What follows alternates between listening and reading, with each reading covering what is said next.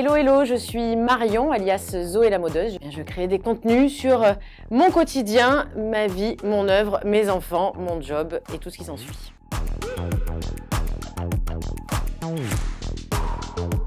Alors Zoé la modeuse parce qu'à la base j'ai une petite fille, qui est grande aujourd'hui, mais quand j'ai commencé sur Instagram, j'avais ma petite fille Zoé que je photographiais beaucoup et j'aimais bien la mode, donc j'ai fait un mix de ma passion pour ma fille et ma passion pour la mode. Moi c'est pas un plat, c'est les croûtes. J'adore les croûtes de quiche, de pizza, donc je suis capable d'aller piquer les croûtes des gens qui n'ont pas fini leurs croûtes. The Big Bang Theory. J'adore The Big Bang Theory. J'ai vu 100 fois toutes les saisons. Je crois que mon film préféré restera pour toujours et à jamais Pulp Fiction quand même. C'est celui que je prends toujours autant plaisir à voir. J'adorerais être invisible parfois. Et pour disparaître, qu'on me foute la paix, ou pour me glisser dans des endroits où je n'aurais pas à être. Et ça m'intéresserait beaucoup. Un vêtement préféré, le jean. C'est simple, efficace, on se prend pas la tête, ça va avec tout.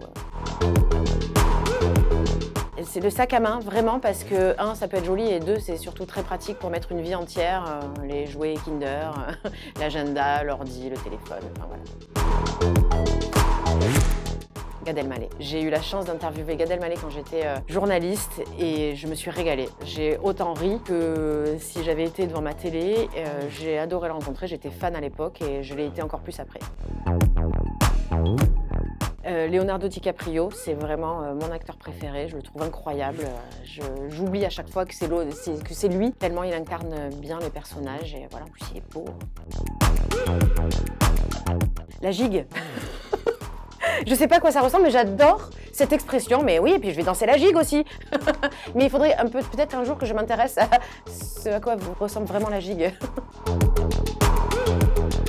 Alors il y a The Bohemian Rhapsody, parce que je la trouve, déjà elle est longue, donc on peut vraiment la kiffer. Elle est pleine de parties, donc il y a une partie triste, une partie où on se déchaîne, donc je trouve qu'elle correspond à tout ce que j'aime de la vie ou de la personnalité des gens, c'est les nuances et les cassures de rythme. C'est un livre très à la mode, les accords Toltec, mais c'est mon livre de chevet en fait, que je ressors régulièrement. Ça reste un livre qui m'est indispensable dans mon quotidien. J'admire beaucoup Lady Gaga. Voilà, après je suis une grande fan de Klimt, le peintre Klimt. Là, comme ça, ce qui me vient, une expérience marquante de ma vie, c'est de m'être fait larguer comme une merde avec mes enfants.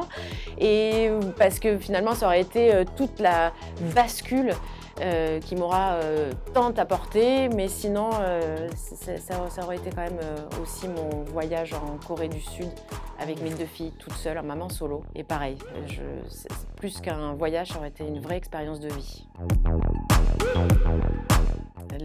Ma passion, ça reste quand même la musique. J'adore chanter, j'adore jouer du piano, jouer de la guitare. C'est des moments où je suis seule avec moi-même et où je mets le cerveau sur off et juste je kiffe.